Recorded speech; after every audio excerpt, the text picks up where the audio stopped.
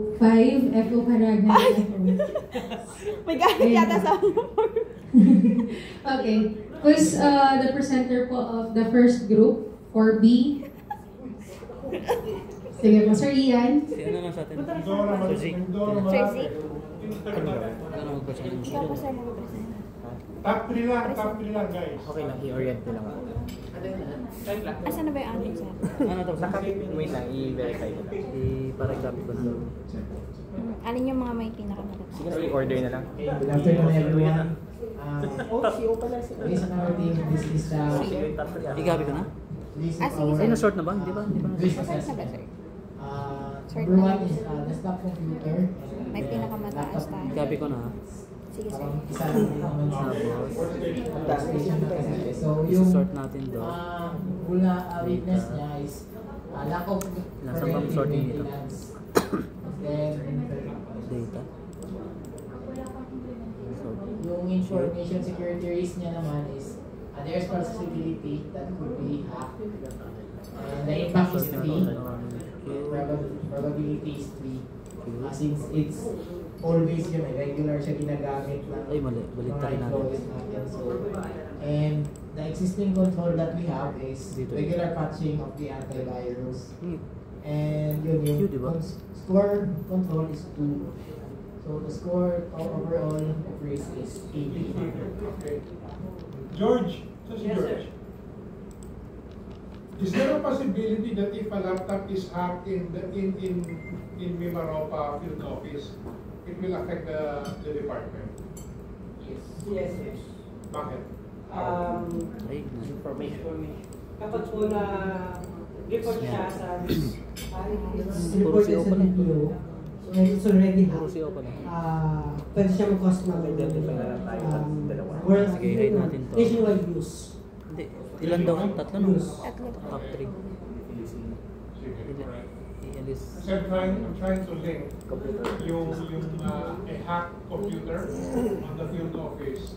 Kasi ang policy of history, which is department-wide. Ayan, sakto. Trying to understand Top or, three. Ay, create a sige. scenario wherein how Wala could ka sir. that be possible. Saan ka dapat? Wala akong ano eh. No? A hacked computer on the laptop affecting the Ano department. nalagay? Sir, kasi ano sir, kahit regardless kahit sir sang FO siya, ang treatment ng National Privacy Commission is one personal information controller.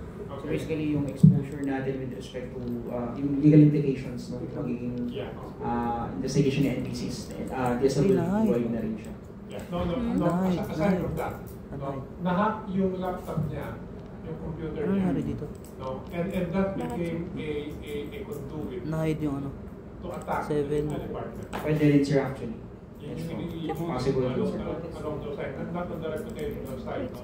But Possible, someone sir. can gain access to the server, the Oo nga, nawala. databases and Yes stuff. sir. Lalo na sir Okay. kapag ano Ay, to, okay. admin tong ano, admin itong computer na Good. Saan ka na nag-ano? Ay, sa So next thing is Paano mag-unhide dito? kasing dami ginagawa. next thing is Ano na-unhide mo? work and financial plan or Dito, sir. Ayan. ICTS. Na-unhide? Hindi eh. Asset owner is Na-unhide, budget na-hide yung ano sir. officer. Dito ka sir profile. sa ano na? And double the Tulong sa weakness ating is lack of knowledge on budget Mas mag- ano na. management. File. Other is Sa OPW. may lead to 64 sakto. late procurement of ICT equipments, and another is may lead to Nawala non-payment yung sa akin. of salary of ICT staff. Okay. So, Alright. Cut. Yan na Check yun. mo sa wiki. Cut. Hindi, ito nga yung original namin sir. Yung lack Nahide may kasi. lead to the late procurement of Bali, ICT baba lang. equipment, I will accept. Because that's availability. yes. Diba? Yung non-payment is Yung more of ano, a 7 quantity. to unhide. Diba? I cannot equate that to CIA. More of quality yan eh. Hindi natin pinasahod ng tama. Pero yung late procurement, Ano nangyari doon? Wait lang, availability sir. kasi yan. Kaya okay pa yun. Wait. Okay, kaya. Sige, please. Availability ng salary kasi. Download ko. Oo, dapat ginawa mo availability na salary. So the impact is 2 and the probability is 2. Okay. Dinownload ko, ma'am. Existing control is Para implemented ma- of ma-hide ko. monitoring tool. Sige. So control Ayan. score is 2. Tapos yun ako na lang And dito. the overall total is 6. 6. Alright. Thank you. Thank you.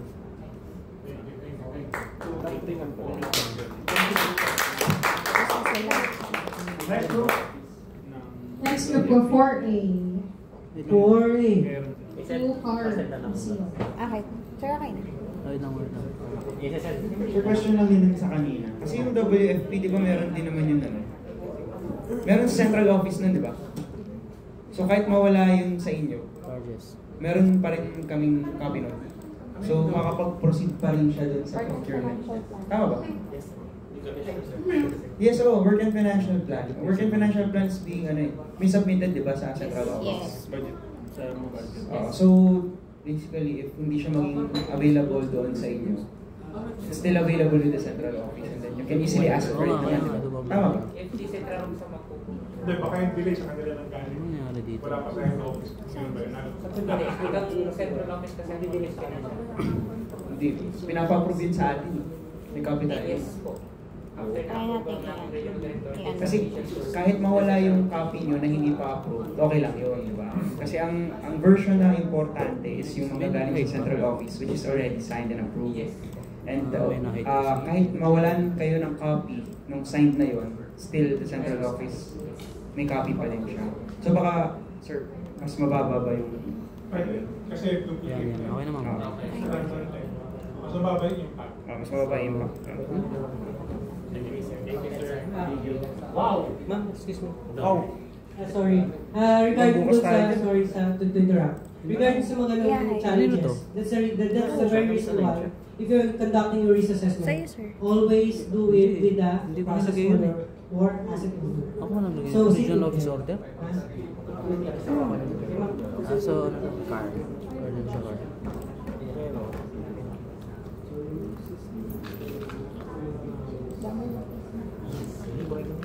Alright.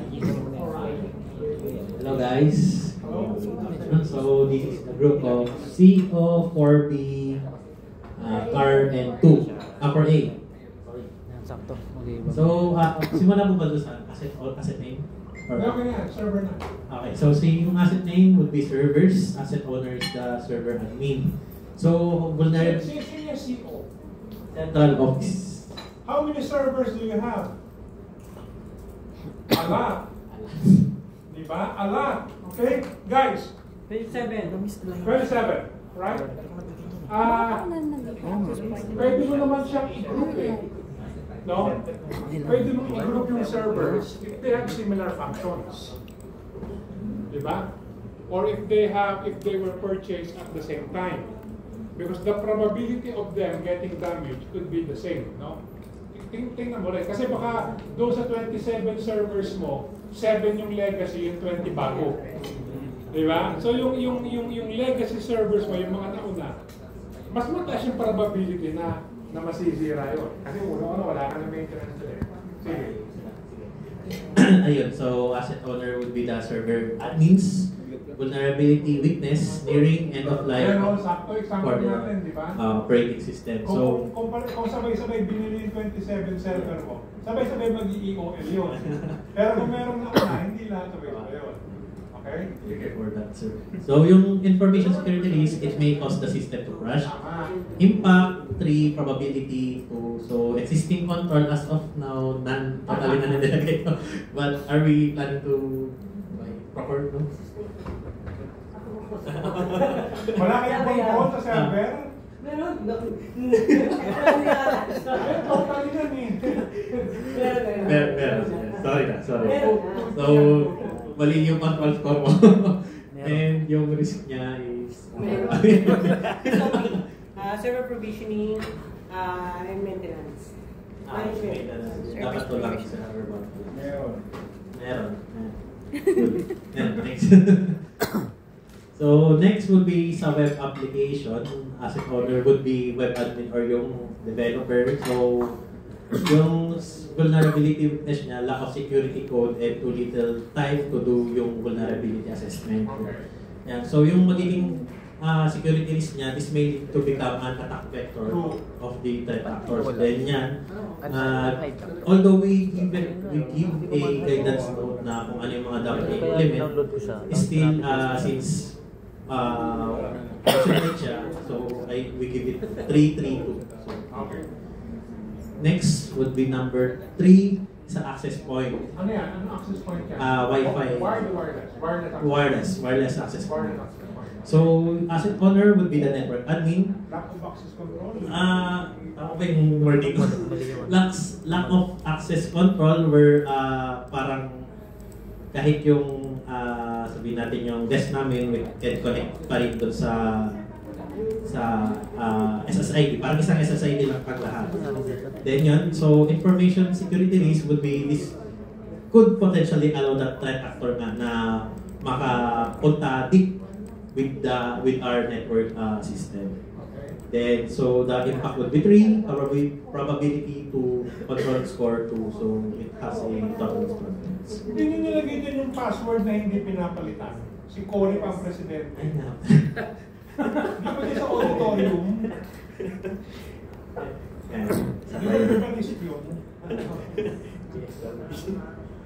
Nasa baba, Hindi ko nalagay. Okay na yan. Thank you. Thank you.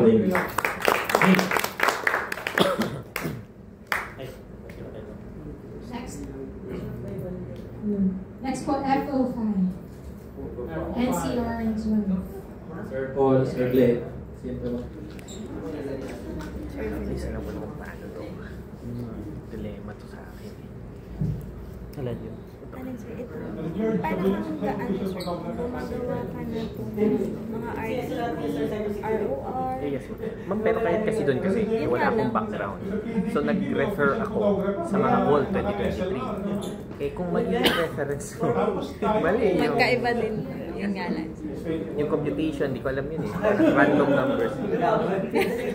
Kilometric. Pero ngayon at least, yung, ang hirap kasi identify yung alignment ni aware yung risk sa weakness. Ngayon, no? Pwede na mawala. Sige sir, so for, this is for FO5, FO12 and CR, so these are consolidated, parang ano lang, as generalized for the three FOs. So, for the first asset that we have identified, this is the most common one, so it's the laptop. Siyempre, yung asset owner will be the end users. Then, vulnerability, but the weakness here that we identified is something that is not actually common, which is prone to accidents. Ano yung prone to accidents? Look and user. Yes sir, ang ano namin dito is, since portable siya, so prone, since there's the possibilities for, ano siya, if the user had some like accidents or is happening, talagang prone siya for this. Ba't sila nilagyan mo nilang normal wear and tear? Sometimes, sir. Pwede yun, di ba? Yes, Normal sir. wear and tear. So, yeah. For the weakness, the risk there is the device may contain valuable data that can be, that might be lost because of the accident. The impact will be 3.